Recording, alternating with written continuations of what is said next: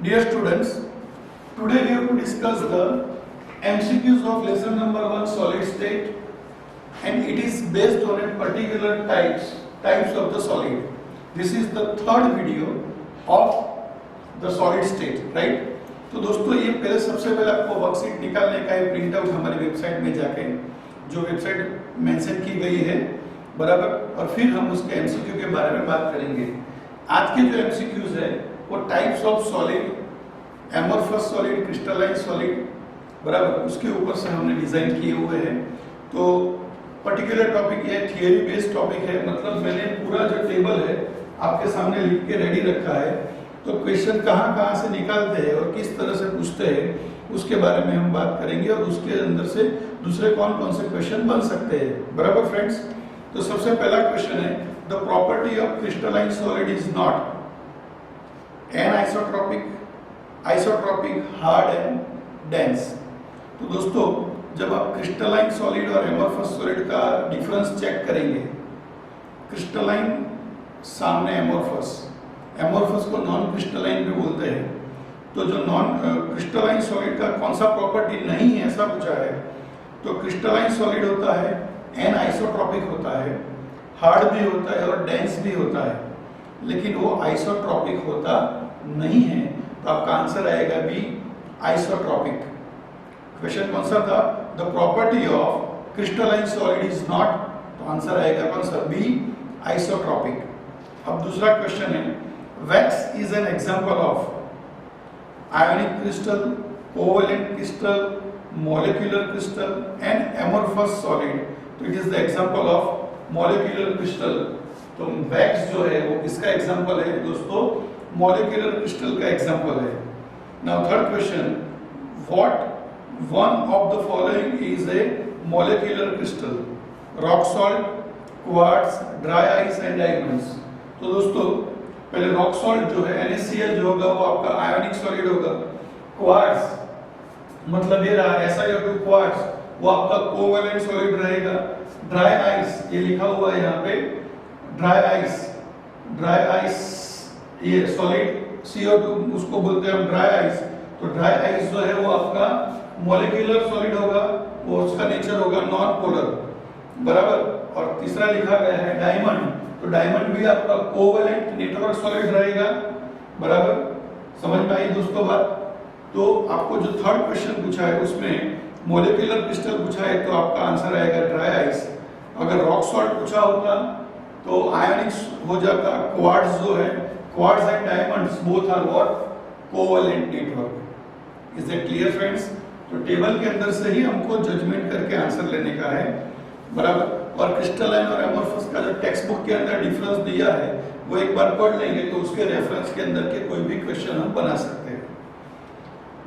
Fourth question is, which of the following condition favour the existing of a substance in the solid state. Option A high temperature, B low temperature, C high thermal energy and D weak cohesive force.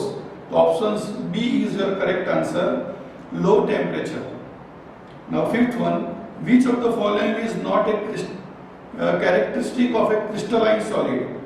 मतलब crystalline solid का कौन सा characteristic नहीं है, यह question पूछा है। Option a definite and characteristic heat of fusion, तो वो प्रॉपर्टी है आइसोट्रोपिक नेचर। एक्चुअल में क्रिस्टलाइन कैसा होता है, इन आइसोट्रोपिक बराबर, लेकिन यहाँ पे बोला है आइसोट्रोपिक नेचर, तो बी ऑप्शन आपका रॉन्ग होगा। बाकी के भी देख लेते हैं। सी लिखा है, a regular periodic repeated pattern of arrangement of constitute particles in the entire crystal, मतलब पूरे क्रिस्टल में शॉर्ट रेंज हो आइदर लॉन्ग रेंज हो, वहां पे उसका रिपीटिशन प्रॉपरली होगा बराबर। And it is a true solid, तो ये भी सही बात है बराबर। तो फिफ्थ वन का आंसर कौन सा आएगा, isotropic nature is not a characteristic of crystalline solid, it is a characteristic of amorphous solid. Sixth one, which of the following is the amorphous solid? Graphite, quartz glass, SiO2, chromium and silicon carbide। तो दोस्तों amorphous पूछा गया है, तो quartz glass जो है SiO2 वो amorphous solid है।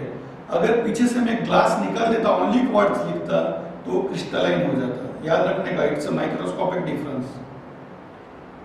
क्वार्ट्ज ग्लास लिखा है इसलिए वो एमोर्फस होगा, अकेला क्वार्ट्ज जो होता है वो क्रिस्टलाइन होता है। याद रखने का दोस्तों। तो 6-1 में आंसर आएगा बी आपका।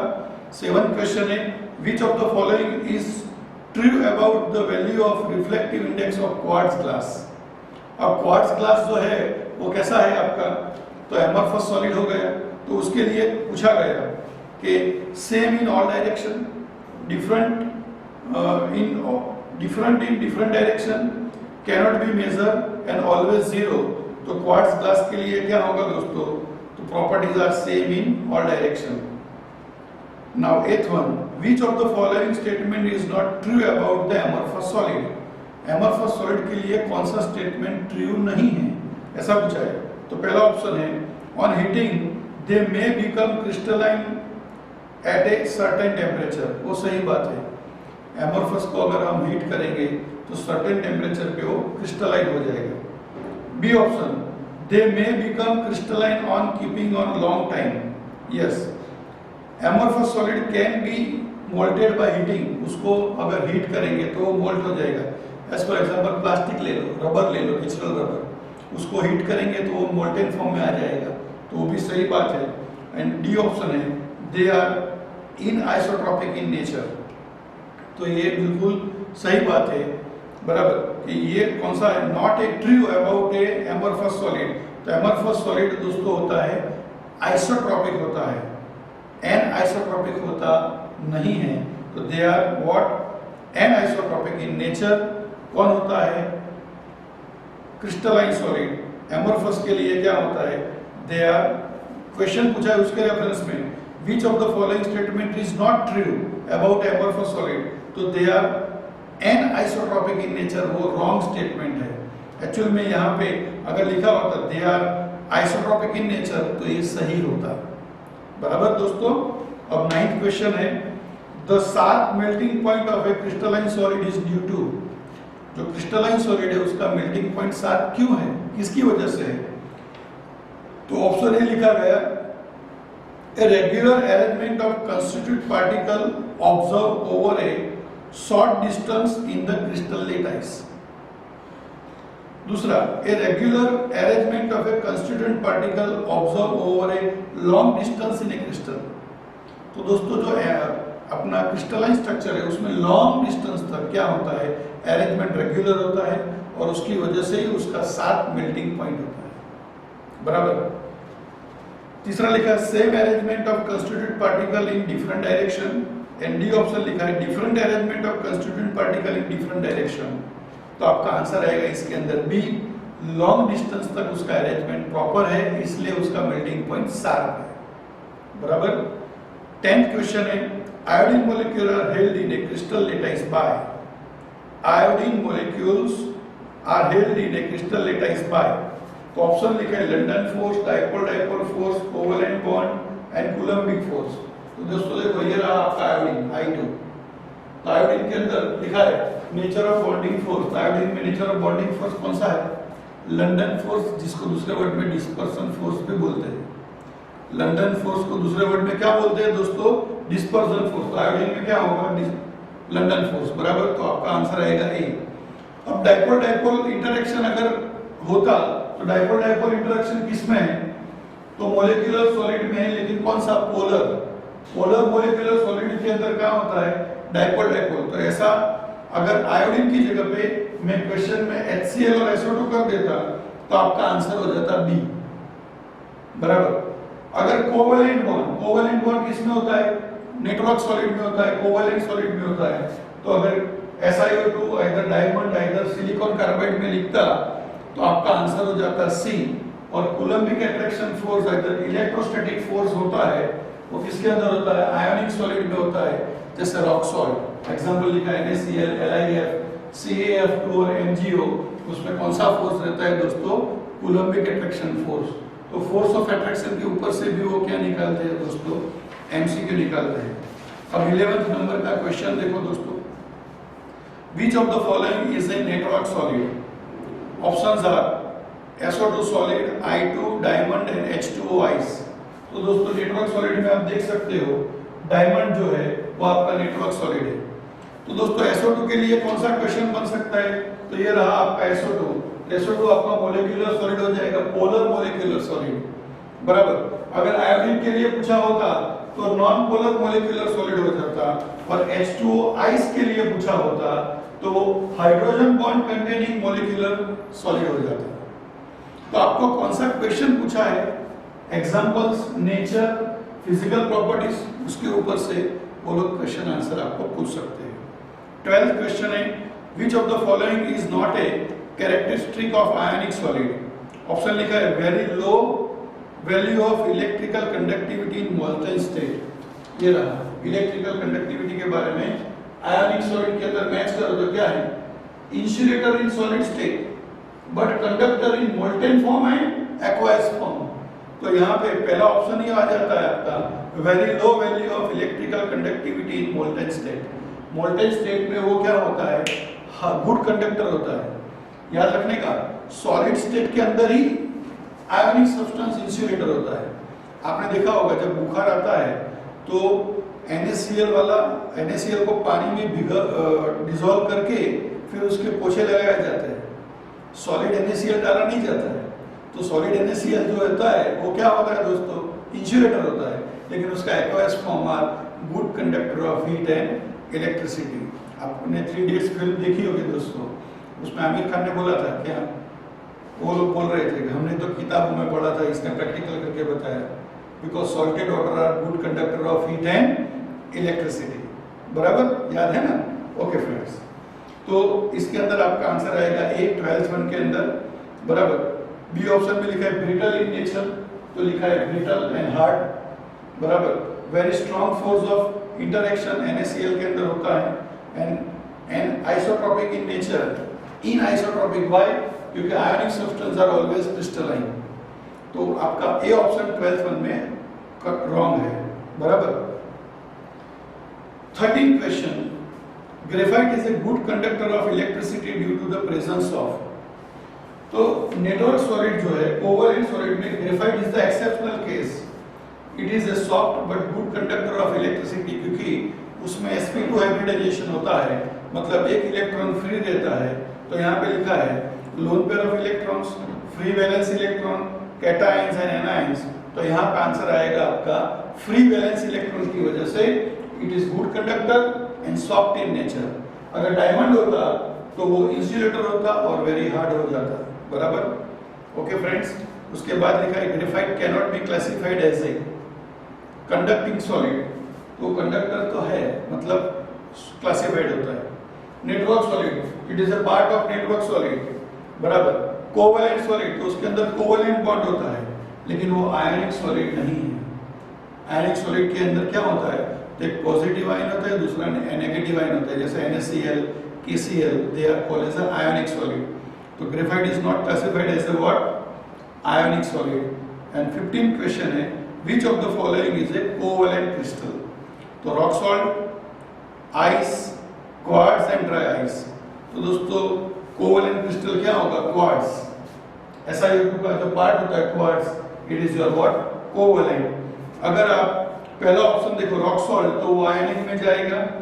आइस के बारे में बात करो, H2O आइस, तो वो आपका हाइड्रोजन बॉन्डिंग मॉलिक्यूलर्स में जाएगा। और ड्राई आइस के अंदर जाएंगे, मतलब सॉलिड CO2 में जाएंगे, तो वो आपका जाएगा नॉन पोलर मोलिकुलर सॉलिड में जाएगा। तो आपको बाकी के 4 ऑप्शन के लिए भी, 3 ऑप्शन के लिए भी कौन सा क्वेश्चन बन सकता है वो भी सोचना पड़ेगा। तो दोस्तों पहले 15 question types of solid, amorphous and crystalline solid के डिफरेंस के ऊपर थे। अब बाकी के जो 4 क्वेश्चन है वो एक्चुअल लेंथ के ऊपर से है, बराबर। तो यहाँ तक पहले बराबर समझ लो, फिर हम आगे के 4 क्वेश्चन के बारे में बात करते हैं। नाउ स्टूडेंट्स, हम लोगों को अब ये वर्कशीट के जो लास्ट 4 क्वेश्चन है उसके बारे में बात करने का है। And this 4 question is based on 7 types of unit cell, either crystal system के ऊपर से है, जिसमें एक्चुअल लेंथ, एक्चुअल एंगल और उसके एग्जांपल के ऊपर से कोई भी MCQ लोग बना के दे सकते हैं आपको। तो देखते हैं पहला क्वेश्चन कौन सा बनाया है। इन ए टेट्रागोनल क्रिस्टल, कौन सा पूछा, टेट्रागोनल। तो यहाँ से जजमेंट कर रही है आपका टेट्रागोनल। ऑप्शंस दिए है क्या, तो आपको एक्चुअल लेंथ और एक्चुअल एंगल के ऊपर से ऑप्शन दिए हैं। तो टेट्रागोनल सिस्टम के लिए क्या होगा, एक्चुअल लेंथ के बारे में सोचो तो a is equals to b but not equals to c, और अल्फा बीटा गामा 90 डिग्री का है, बराबर। तो आपका ऑप्शन कौन सा मैच होगा, बी ऑप्शन मैच होगा इसके ऊपर से। कौन सा, टेट्रागोनल के लिए a is equals to b not equals to c, और actual angle alpha beta gamma देखे तो कितना होगा, 90 डिग्री होंगे। अगर उसका एग्जांपल पूछे तो y3 हो सकता है, SnO2 हो सकता है, TiO2 हो सकता है, CaSO4 हो सकता है। तो these are the examples, बराबर दोस्तों। तो टेट्रागोनल क्रिस्टल के लिए आपका ये आंसर बैठेगा।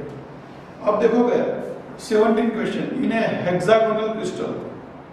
तो हेक्सागोनल क्रिस्टल ये रहा आपके सामने लास्ट वन। तो a is equals to b not equals to c, ये दोनों में सिमिलर है, लेकिन देख सकते हो अल्फा बीटा 90 डिग्री लेकिन गामा 120 डिग्री। तो अब आपका आंसर हो जाएगा डी। कौन सा आंसर चला जाएगा, डी। अब आप 18 क्वेश्चन देखो, इन ए ट्राइगोनल क्रिस्टल। तो ट्राइगोनल चेक करो, ये रहा आपका ट्राइगोनल। ट्राइगोनल को क्या बोलते हैं, रोम्बोहेड्रल भी बोला जाता है। उसमें क्या होता है, a is equals to b is equals to c and alpha beta and gamma not equals to 90 degree. तो आपका आंसर कौन सा आएगा ट्राइगोनल सिस्टम के लिए, तो a b एंड c। यहां पे दोस्तों ट्राइगोनल क्रिस्टल पूछा है, ये रहा। तो गलती से मैंने प्रिंट आउट में गलती की है, तो वो करेक्शन करके रख दूंगा। a is equals to b is equals to c and alpha is equals to beta is equals to gamma not equals to 90 degree, बराबर। यहाँ नॉट इक्वल टू लिखने का रह गया है,